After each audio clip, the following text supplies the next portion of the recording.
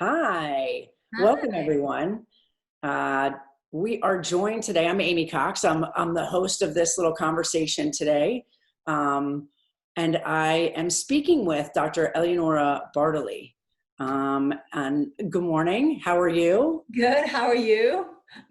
I'm so excited you agreed to join me today and share some of your insight and tips on emotional fitness and Thank you surviving this for having pandemic. me from my office to your dining room. Right.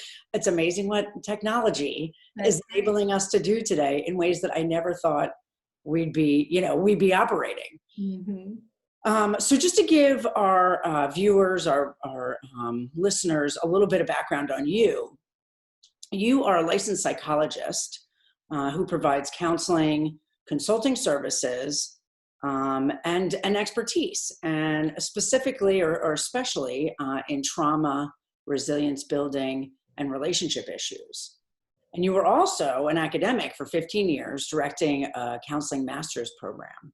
So you have extensive background and experiences really talking to people about stress and resilience. So I really appreciate you taking the time today to share with us some of your reflections and some strategies for us to use. My pleasure. So here we are in this crazy pandemic, um, kind of all trying to figure out how to get through it. And you and I have talked a bit over the course of the past couple of weeks about how people are reacting, the environments that we're in, and this crisis. Can you share with us your observations and insights about what you see going on in terms of people's reactions to this crisis?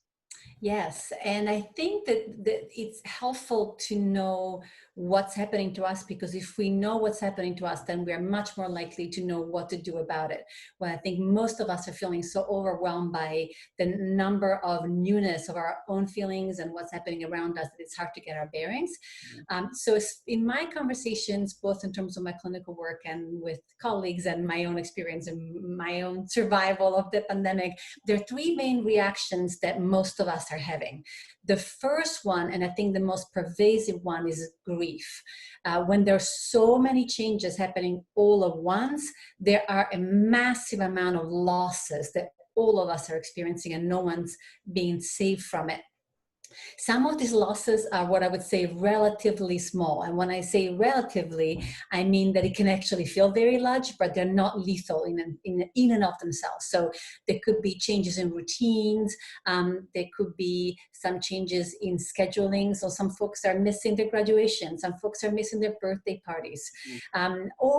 These losses and changes can be very profound. Some people are really losing their sense of safety, whether medically or in terms of their surroundings, or financial security. And some people obviously have also experienced losses of loved ones.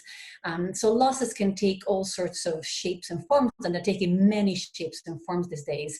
And what I would say is that some people may be very surprised at what kinds of things we end up grieving and what kinds of things we end up feeling much more resilient about.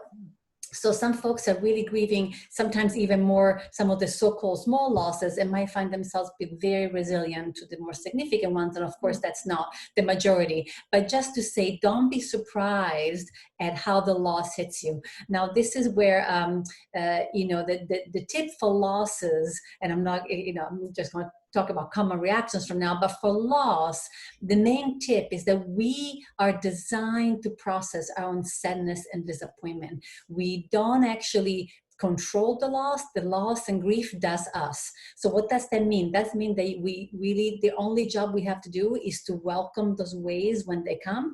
We don't get to decide how big they are, when they come, what they come about, but they just come and go on their own pace and their own will. So we just sort of ride those waves and access as much support as we can, and we feel like we want to at any one point.